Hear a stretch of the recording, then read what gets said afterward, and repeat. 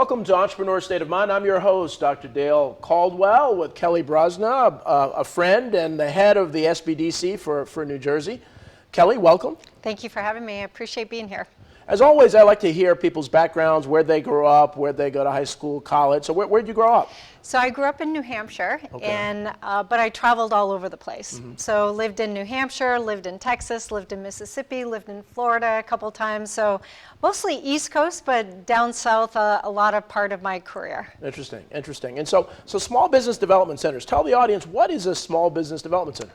So the SBDC is a public-private partnership. We get federal funds from SBA, but we also get private funds from states, universities, as well as communities, in some cases businesses even put funds into our program. Wonderful. So it's no-cost consulting and low-cost, no-cost training programs. And obviously during COVID right now, most of our webinars are all at no cost, trying to help people out, through the pandemic, everything. But yeah, every state has an SBDC, which is a beautiful thing that people can access this amazing resource any place they live.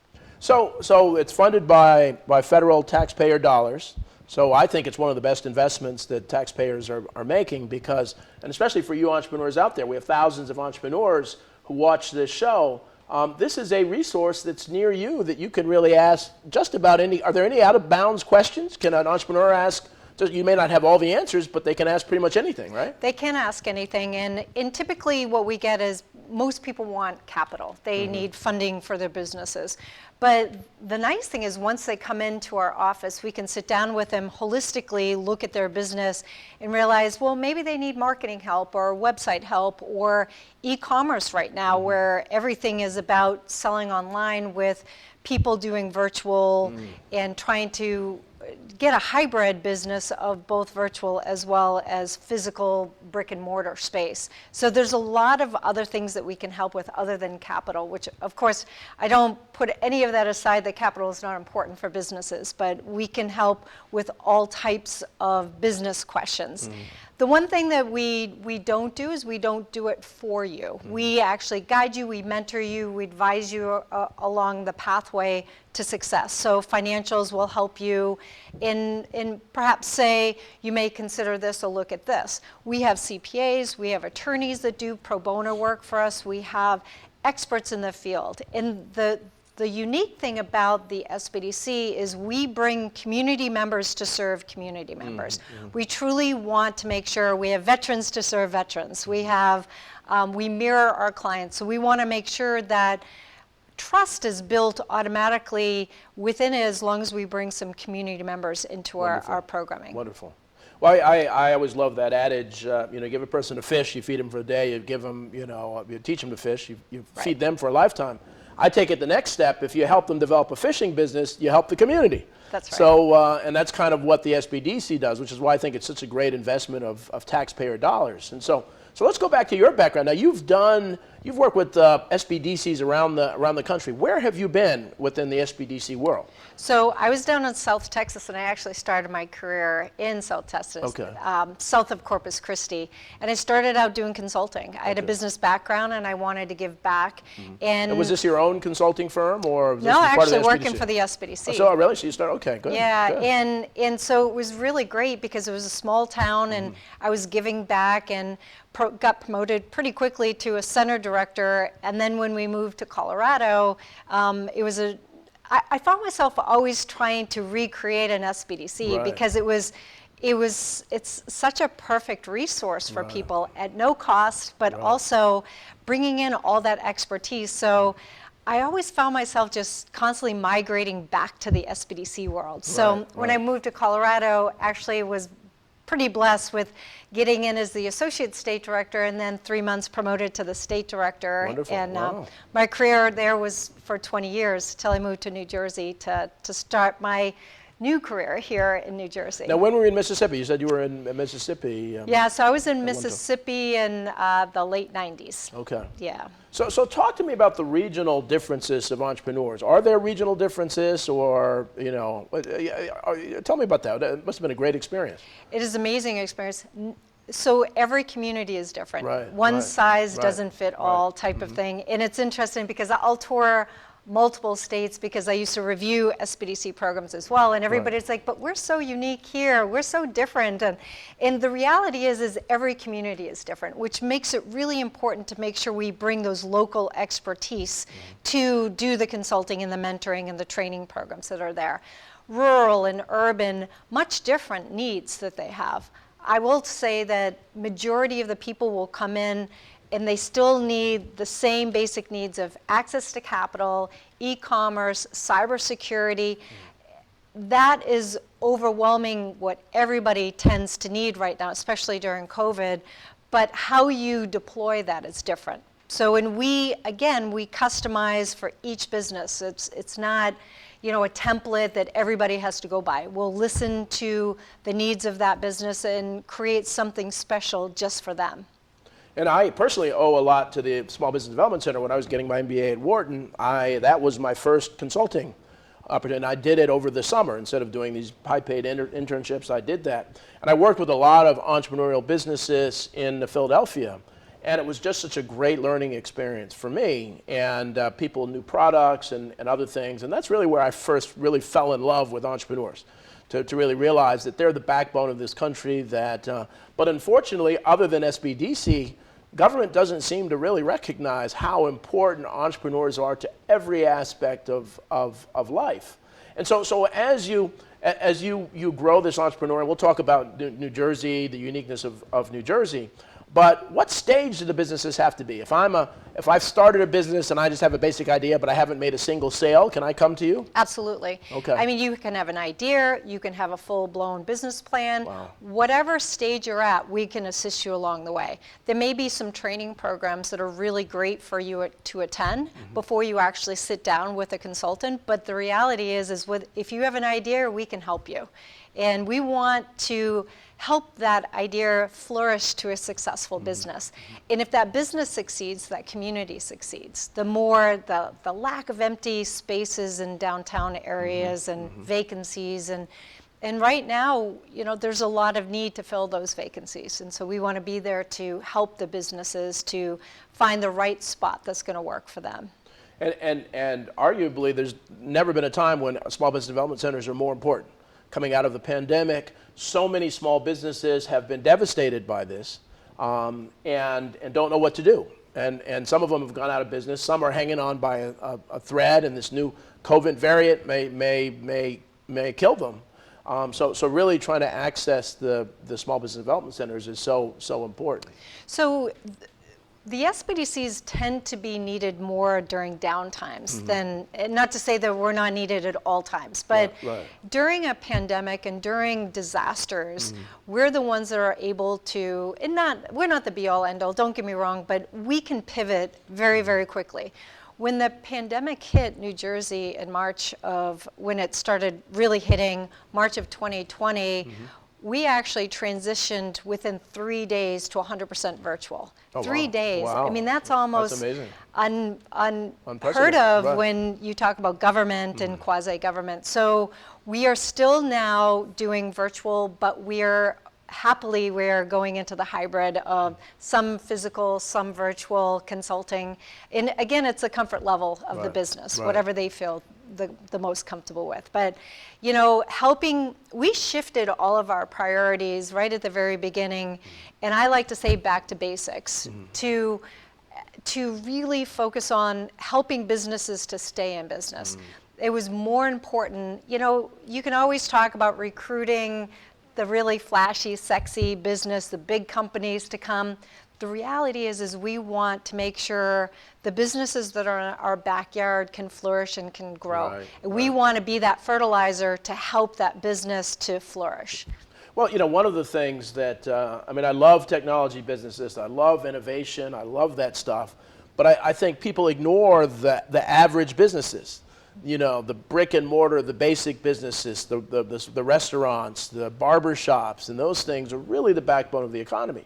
There's a lot of focus on these high-tech, sexy companies, and I like the fact that you're there for all companies and to really work with them. So now, as we're dealing with this now, what are some of the challenges that you're seeing? What are some of the consulting services that people are needing in particular right now? So as I mentioned, the e-commerce side of Yeah. things. So we do everything by data. We don't sort of fly by the seat of our pants. We do research, we ask, we question, and we try to stay proactive versus being reactive. Right. So we've done a series of surveys, right? The beginning of COVID, smack dab in the middle, and we just completed one in June, July timeframe. The same three things keep coming up: e-commerce, cybersecurity, and access to capital. So how we have reacted to that is we have brought specific experts. So we're doing webinars, we're doing training, we're also doing one-on-one consulting in those three key areas. Wow. Now we help all areas: marketing, website development, all of those things as well. But those seem to be what sort of is bubbling to the surface Right, of continuing to be needed. Helping those businesses that were brick and mortar, the restaurant industry, the service industry, even medical industry, really have been struggling during COVID and all of this, and in really trying to help them to continue to be hybrid.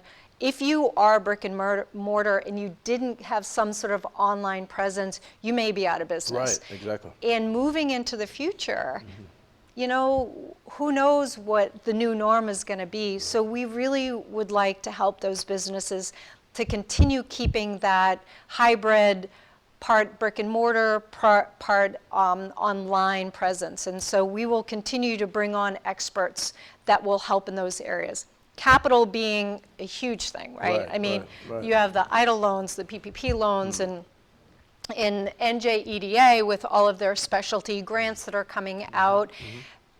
We're helping with all of those applications as well. Now keep in mind that that small dollar amount, you know, $5,000, $10,000 might not be all that a business needs. We want to help those businesses with plan B, C, and D. Right. You know, maybe the $5,000 disaster grant for IDA that just came through is not going to be enough to help the businesses to recover. So think about a 7A loan or a 504 or some of those other loans that are there. We want to help you, and again, to be proactive of what your needs of the business is going to be. So don't think just because it's a grant and it's free money, but it's small dollar amounts, you might need more. So we want to make sure that we're positioning all businesses to be successful for the future. Wonderful, and it's an alphabet soup of programs. I mean, I don't know how so many small folks are just barely, they're focusing 80 hours a week on their business. Now they got to understand paperwork and other things. And so one of the things I've learned with the NJEDA is that so many people they can't find the documents they need to apply for this stuff. Right. And so I know, so SBDC will help them with those kinds of things. The other thing too is what we found out, especially with the NJEDA financing, and they have a ton of programs that are there. They have the grant funds, but they also have the microloan programs and all the other programs that they have as well. One of the things that we're finding is that not all businesses were registered properly with New Jersey. And if you're not registered properly, you're not going to be eligible for any of these funding. So we want to make sure, again, we catch you early because it's a very, very small window for application to get into some of these opportunities. We want to make sure that we catch it early so that you're not prohibited from accessing these funds. After the break, we'll talk a little bit about entrepreneur zones and the NJEDA, but they really have gone out of their way, but they're getting hundreds of thousands of applications within minutes of something being released. So if you don't have your documents together, if you're not ready, if you haven't digitized your registration, you're kind of up a creek. And so that's why it's really essential to have someone help you with that. It is, and timing is everything. So if you stay involved with the SBDC, we actually post due dates and we post deadlines. Oh, wow. We put Okay, everything. good. We have an e-newsletter that goes out. And again, we want to be that hub of the resources and information for people. Whether you use our services or not, you can still get our e-newsletter. It's great information. We talk about even the forgiveness part of the EIDL loans and the PPPs and all of this that came out.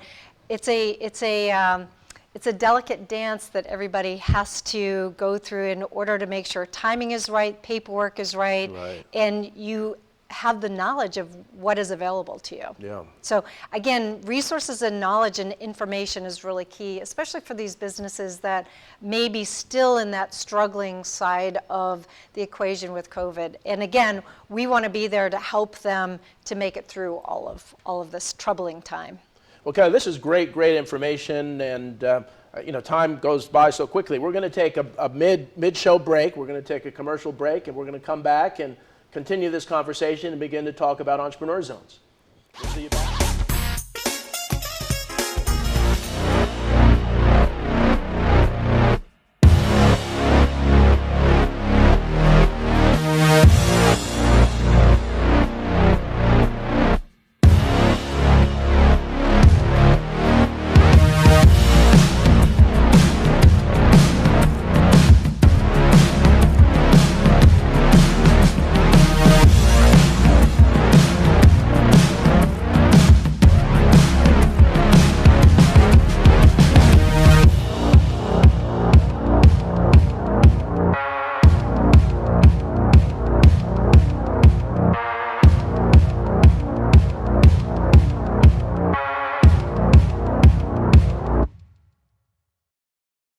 So, I'm kind of new here, but I've noticed a trend. My human does this funny thing where she goes around and gets all my toys, and then she hides them in that basket by the door. But it's always the same basket, and it's always in the same place. And then she acts so surprised when I find them, but, she's putting them in the same basket. Again. It's like, hello, that's where you put it last time. You were the worst at hide and go seek.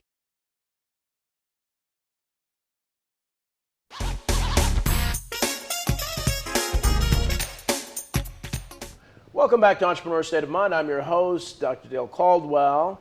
Kelly Brozyna is here, the CEO of the Small Business Development Centers of New Jersey, and we have viewers from New York and Pennsylvania, and so we encourage you to talk to your state SBDC going forward. And so Kelly and I have an opportunity to work on a program that I think I've mentioned in some of the other shows about entrepreneur zones.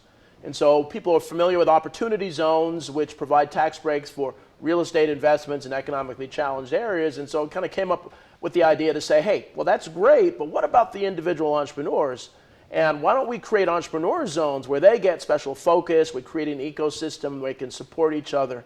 And Kelly's part of the committee. We have all sorts of high-powered folks on this, and we have monthly meetings. And just want to thank you for being part of the committee. I have the opportunity of chairing the committee.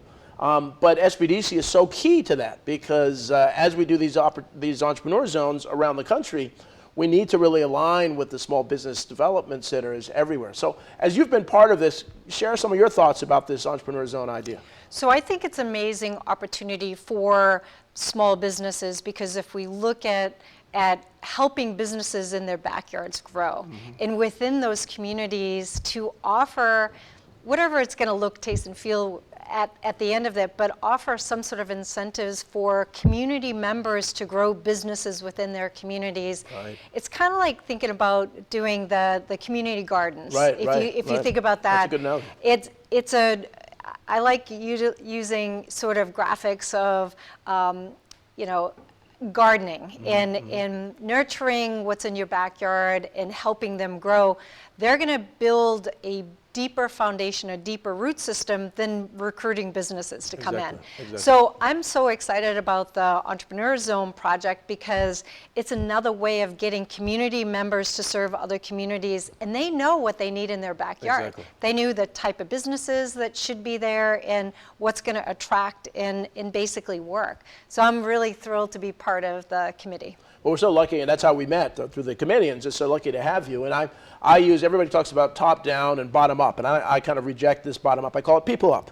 And so this is kind of the people up approach. And so I think you're seeing more and more things around society where communities are taking leadership.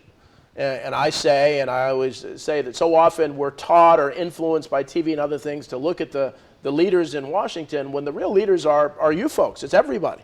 And I think the more we really realize we can take control of our own community, and we can, with resources like Small Business Development Center and others, we can start to transform not just America, but the world. And I really think Entrepreneur Zones is a way to really get that.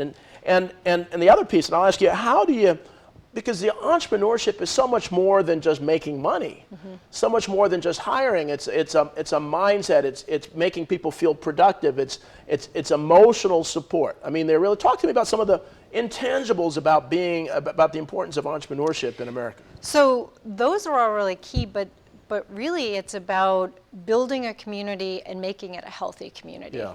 And so, you don't want, I'm not putting down any types of businesses, please don't, but you want the right businesses for the community, for your kids to grow up in. I mean, I grew up with a little 5 and dime, store that we would go and get the Swedish goldfish and all of that stuff. Right. We'd walk to it.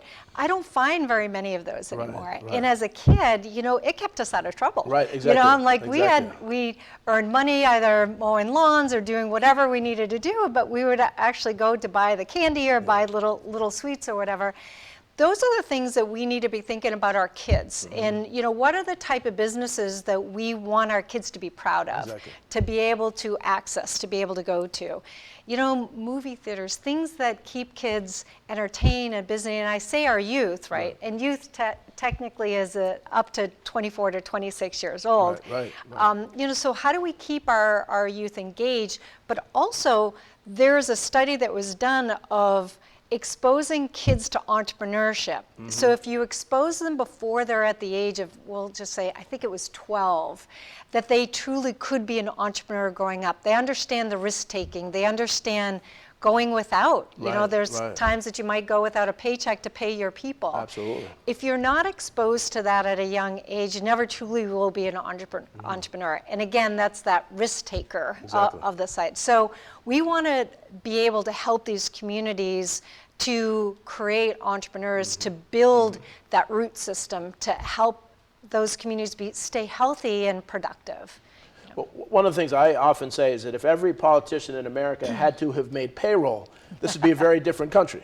Sure. That people who are making policy don't seem to understand how hard it is. They assume people are making millions and they're mistreating their employees, but when you're an entrepreneur, employees are your lifeblood, so you have to treat them better than anybody else. And we don't really see that. And there's research now coming out. Now, I'm president of a number of school boards, and it used to be the public sector was way behind in salaries, but now actually public sector salaries are higher than private sector salaries. And so people don't realize, and unfortunately government's made it harder to be an entrepreneur than ever before. And so one of the things I want to do, especially at Fairleigh Dickinson and doing this show, is to really let the world know how important policies supporting entrepreneurship have to be. And again, SBDC can only do so much. You partner with other organizations, and who are some of the partners that SBDCs around the country partner with? So I like to say that we collaborate. Yeah. So we collaborate with chambers of commerce, higher education, nonprofits, other business organizations. So we partner with just about anybody who is in the same sort of arena as us of helping small businesses. Right. And again, we try to collaborate. So if one organization might be doing something, we'll look at how can we enhance that or feed into it. It's not about territories and you can't do that because we do this. I'm all about saying, okay, if this is already in place, let's build on that. Right, let's build it, make it better, or transition it to something else. I would like to state, though, again, it's very sexy to bring these big companies in, and government especially loves to tout, oh, we recruited these big companies. Who do you think serves those big companies? Right, exactly. It's all small businesses. They need coffee shops, they need restaurants, they need retail shops, they need service industries with healthcare and stuff. They're all small businesses that serve those larger businesses. And until government can understand that, it's going to be challenging for the small businesses. And when I say small, we're talking 25 or less employees. And our sweet spot with SBDC is really 10 or less employees. We are helping, I don't like using the word micro businesses because that's somehow demeaning, I think, a little bit to them. They truly are powerful businesses at 10 or less employees because they truly are helping the youth get jobs, the transitioning them, and everything should be a stepping stone. So higher education's another perfect example. I know you're with FTU. looking at helping students with internships and getting them, I'll go back to exposing them to entrepreneurship. Book Smart is really great, but to get that hands-on experience working with businesses and whatever industry it may be, we want to be there to help support it. Well, I mean, a couple things. So one, we had a board retreat. I'm on the New Brunswick Board of Education, and we were talking about a number of the students that are having academic challenges. And so one of the things that I said is that, history shows many of those kids have an entrepreneurial mindset. And so to really kind of use entrepreneurship to really help kids get more engaged and realize, oh, if I study math, I can become a better entrepreneur.